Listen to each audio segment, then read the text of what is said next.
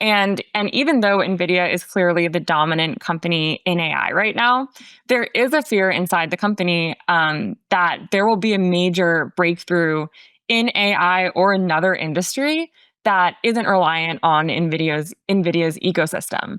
And so that is something the company thinks about constantly. How do we stay close to the companies at the cutting edge so that we can make sure we are closely tied with what they are doing and, a partner that they need in order to achieve all of their breakthroughs.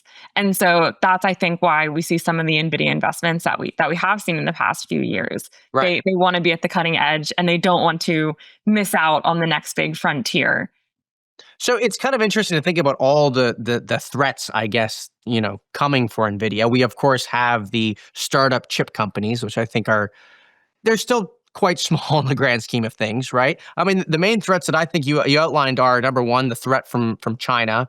Number two is the threat from the hyperscalers. And number three is the threat from OpenAI making their own chips, possibly.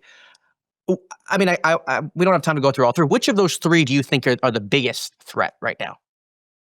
I think I think it has to be that the China market is going to be reliant on other hardware. That would be a major market for NVIDIA that all of a sudden does not need its chips. But I think the thing that maybe is more top of mind for Jensen right now is OpenAI. And he addressed that last week with the up to $100 billion investment in the company. The concern there is that OpenAI, could be reliant on its own chips in the future and not need NVIDIA's. But today, all the signs are pointing that OpenAI is heavily reliant on NVIDIA.